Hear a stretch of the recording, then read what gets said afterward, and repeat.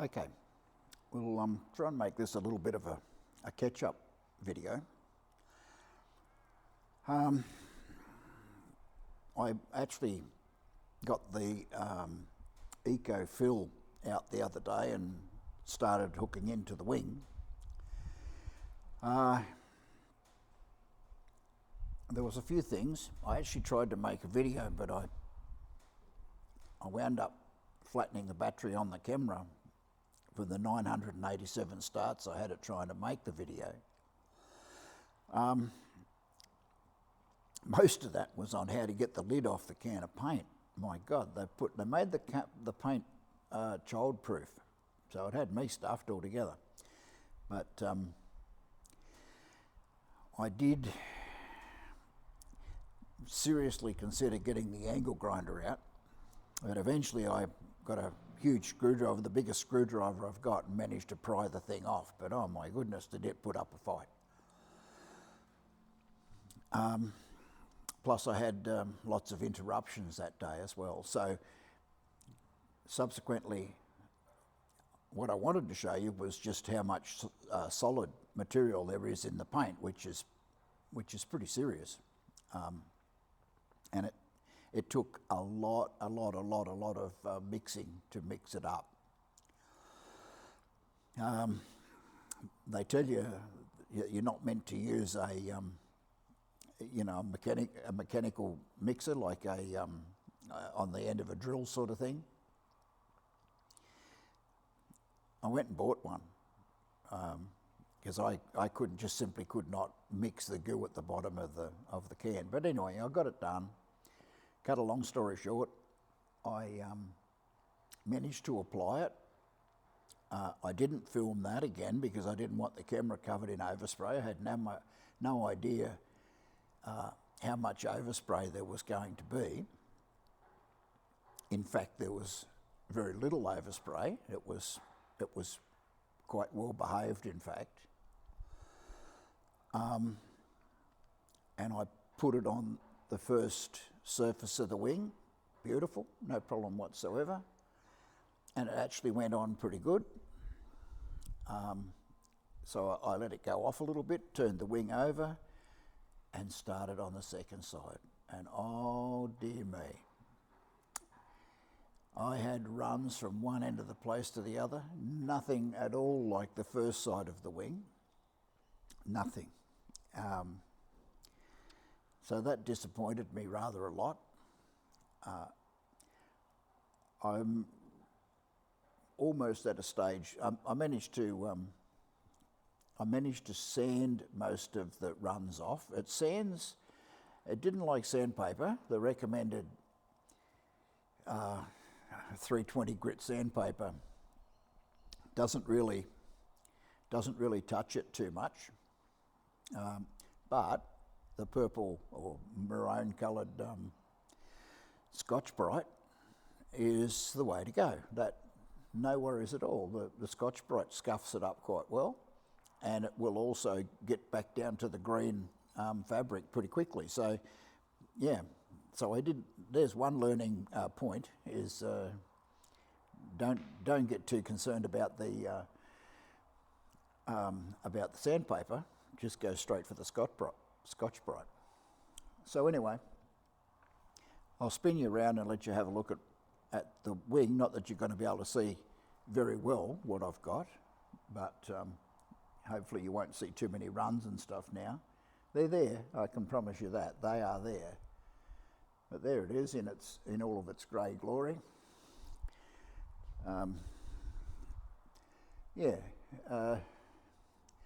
It'll never be perfect, especially with the runs in it. I think this next time I attack it, it'll be with just dust mist coats, really light mist coats. You don't try and make it a colour. Just one grade above mist probably. But anyway, that's how it looks, and that's what I've been doing without videoing it. But what I've also been doing, are you ready for the reveal? There it is right there. The engine cowls are back on. I've got a plan of attack. All right, so I've started sorting out this engine cowl. I've cut it off. I've cut it off more or less vertical. The engine sits more or less vertical also. Now, from about the firewall to where it needs to land on the engine is about 11 inches at the top and a lot less at the bottom. And I've cut it back at about the 9 inch mark. So I've probably got to take it back even further yet so that I can get a nice curve that'll curve around and go down to where it has to intersect with the engine. But already I've got 2 inches, which is, it's going to be a pretty small radius. That's just stupid. So it's probably going to have to go back a bit further. But that's where we're at right now. This will come off very, very shortly. And I want to install a piece of plywood in here. And then glue my construction foam to that and then work out what sort of radius I'm going to be able to install. I want to put the engine back on now and measure exactly how much room I've got. Get some datum points to work from. Just a quick update at the end of the day here.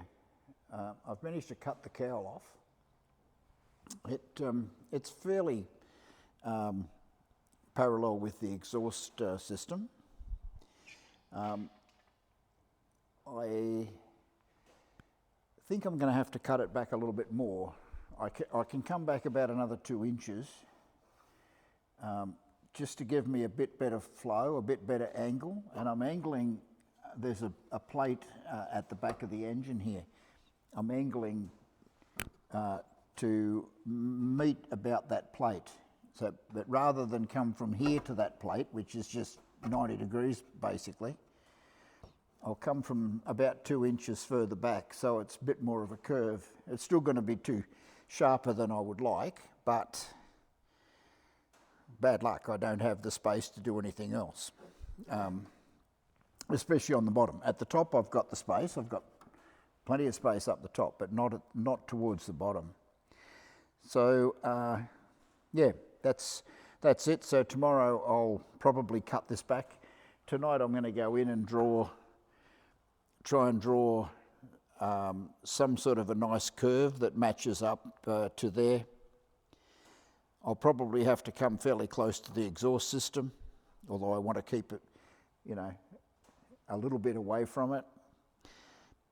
And I'll probably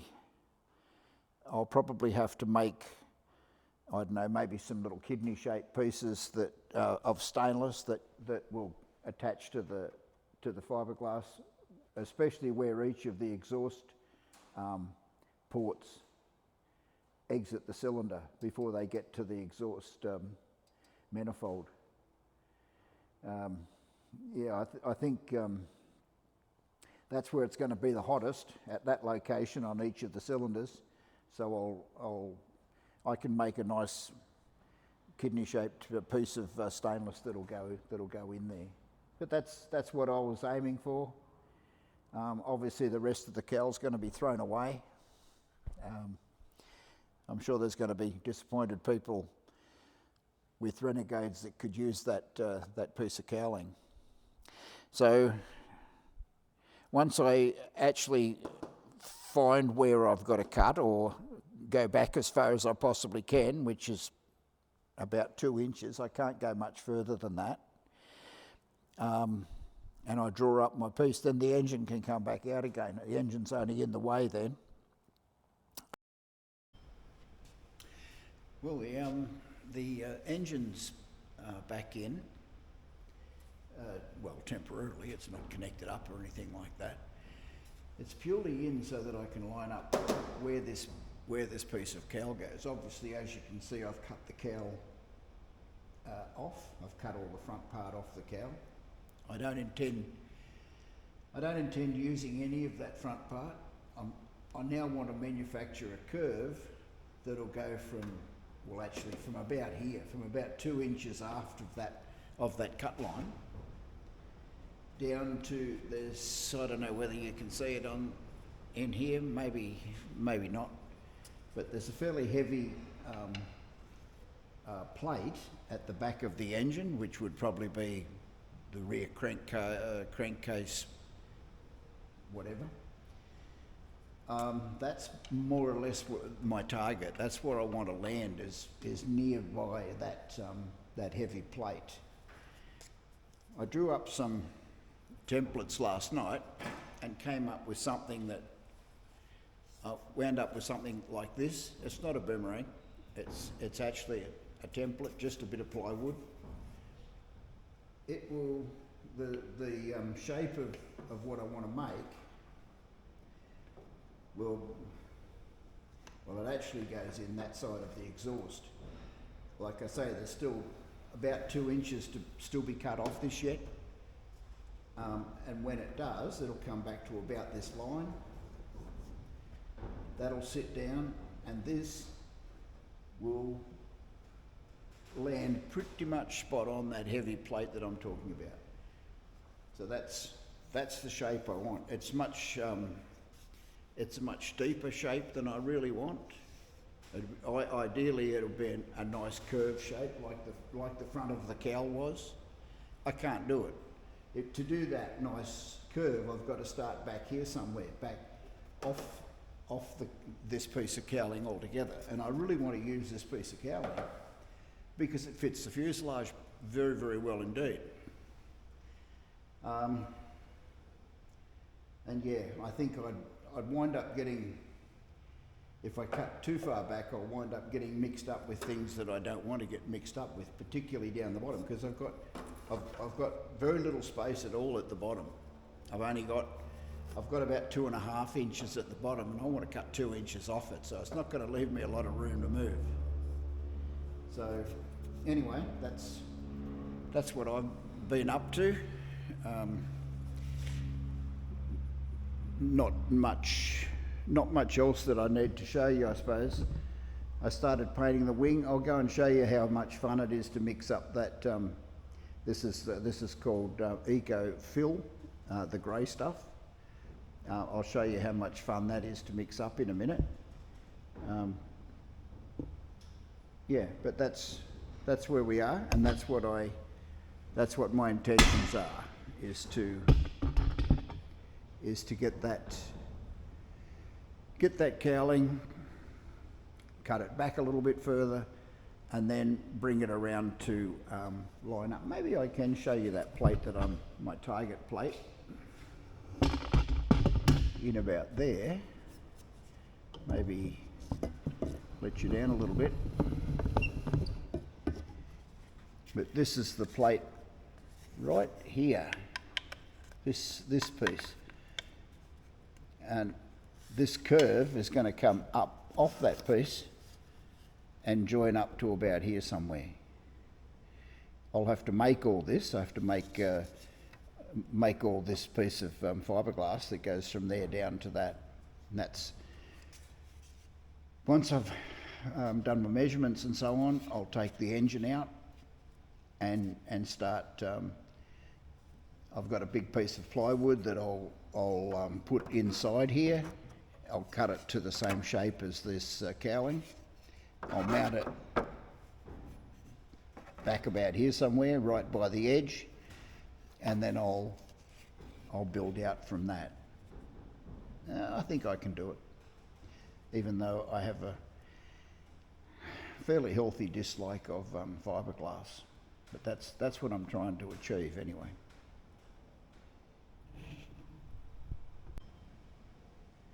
Okay, well, just quickly, I want to show you show you what the Ekofill looks like.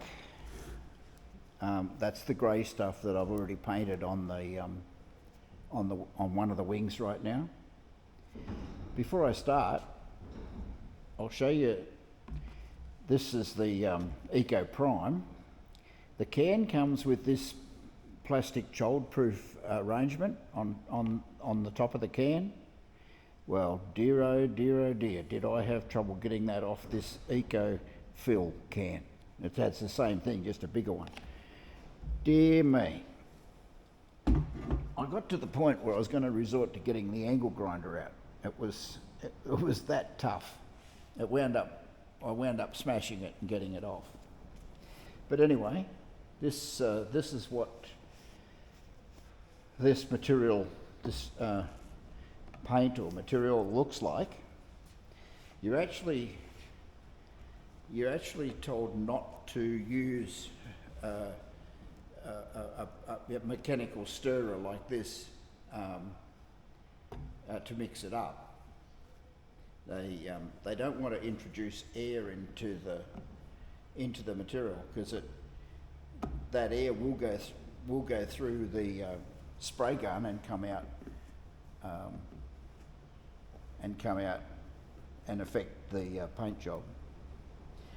So this is what you're supposed to use, obviously a flat stirrer. And that's pretty much what the paint looks like. Yeah, just like paint, fairly much. It has a lot of solids.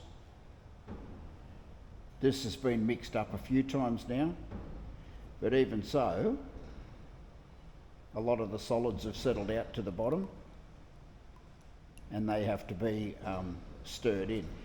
Now I'll try with this paint stirrer first of all and see if I can mix up those solids back into the solution, but I don't really like my chances that much. And if it does put up too much of a fight, then I will use the mechanical stirrer, but I'll be extremely careful not to introduce air bubbles. Because I get that point. If you do use a mechanical stirrer and you do introduce air bubbles, then you're supposed to let the paint settle for 24 hours or whatever it is, to enable the air to come back out of it, so it's not the air's not held within the paint. That's mixing in not too badly, I suppose. There's still quite a bit to move in. When I first opened the can, you could easily stand that stick up and there's no way it would fall over. Absolutely no way. It was like the heavies came like a third of the way up the stick. But anyway, that's you can watch me mixing this up if you like. It's really exciting. Not, or I'll shut you down for a while. Okay, it's time for a quick update on where we stand with the engine cowling. I've moved a little bit forward. Let's have a look. I'll turn you around there. Here's where we're at. The existing cowling is attached to the fuselage and it attaches properly. I've cut it off more or less relative to the exhaust system. The exhaust system is straight up and down. The crankshaft is parallel with the centre line of the aeroplane, so it's got to be pretty close to where I need it. I made this. This is not a boomerang. I made this tool so that I can sit it on the cowling, and it sits flat along the cowling here, and it'll go down and it'll touch the exhaust system. And I've made a mark where I've cut the cowling off. It took a fair few attempts. I snuck up on it, taking it down like an inch at a time or half an inch or whatever. But this is not where the cowling's going to go. The cowling is going to go here on this inside curve, and it lines up I'll get you in as close as I can.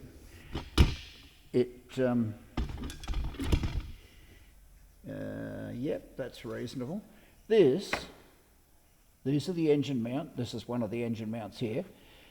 This is a very sturdy part of the crankcase, obviously for mounting the engine. So it has to be quite sturdy. That's my target for the cowling. The cowling's going to go towards that. It's not actually going to touch it because I don't want it to wear into it. It's going to go towards that piece.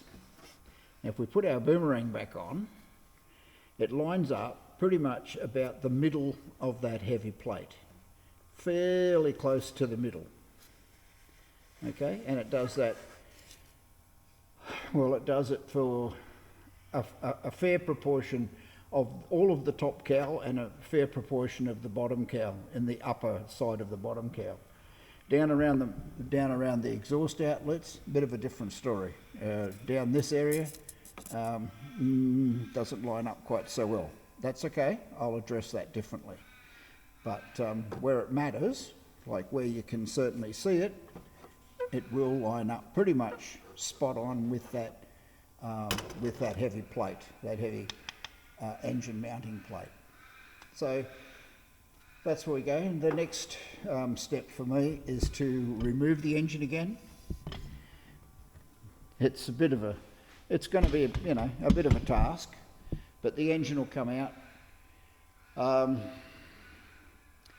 My blue pieces of foam will then get glued on. I'll put a piece of plywood here in the cowl, inside the cowl. I'll glue on the pieces of blue construction foam, and then I'll shape the construction foam to match with this, to conform with this curve here. It's not a very good curve. I'd be happier if it was the back one. I'd be happier if it was this curve. I can't do that. It's going to have to be this one, which is very sharp and is not going to look. It's not going to look, like it should really belong on an aeroplane. But it's about all I can do. If I want to use this cowl, if I want to start all over again and make this cowl and bring it around, I can probably do that. I don't think I can do it and make it look as good as what I'm about to do. So I have it, I'm between a rock and a hard place basically, and this is how I've elected to go anyway. With regards to my painting, I did the second coat on this yesterday, and I love it. I can't bloody believe it. It went on sort of perfectly. Just no worries at all. Straight on, looks good, absolutely fantastic. Unfortunately, it didn't do that on day one when I did the first coat. But anyway, I think I learnt. My painting skills have improved no end. These are the interplane struts here. I did them. They've got one cross coat on each side. There's the other one just over there. I haven't inspected them close up yet, but from a distance, they look really, really good. Yeah, they need more. They need more of the grey paint, which I may not do today, or may not do for a few days now, because the weather's not real flash at the moment. The next few days, but that's it. I think we'll consider that the weekly update, and I'll continue on. I can't really show taking the engine out, or not successfully anyway. I don't want to video that. It's stressful enough getting the engine on and off as it is. The good news is Paul Kernichev, the guy that makes the engines, has done an absolutely brilliant job on the engine mount, and it just does perfectly slide on those bolts, not half a millimetre either way. It's just superb. So he's done a brilliant job on that. So that's the good part of pulling the engine in and out. Okay, I'll leave you with it right there, and yeah, have a good weekend. Well, I've been a little bit busy this afternoon. I've fitted this. This is the almost the entirety of the cowl. What you can see here. I've put this piece of plywood in. Initially, I stuck it on with some duct tape, but the duct tape really doesn't particularly want to stick to plywood. It's not all that keen on sticking to fiberglass, but it doesn't want to stick to plywood either. So I made these little right angle pieces of aluminium up. They'll remain clecoed on there, but I'll replace these clecos with rivets and actually rivet the rivet directly to the wood. Then I'll bring the blue pieces of foam and stick them around the edge, because that's what's going to form the shape of the cowling, the front of the cowl. So yeah, it's been a fun afternoon. Kept me off the streets for a while, especially cutting out for the oil pressure transmitter and the oil filter here. That was fun. I also put a couple of screws in to stop the plywood from falling inwards, but the aluminium angles will stop that now, so I'll take those screws out and put them away before I start gluing the foam on. They simply don't need to be there. They're not achieving anything right now, nor is the duct tape for that matter. But that's it. We're moving, and we're moving forward. The day's improved, so I could actually paint as well, but it's getting a bit late in the day now, so I probably won't paint. But yeah, it's going good.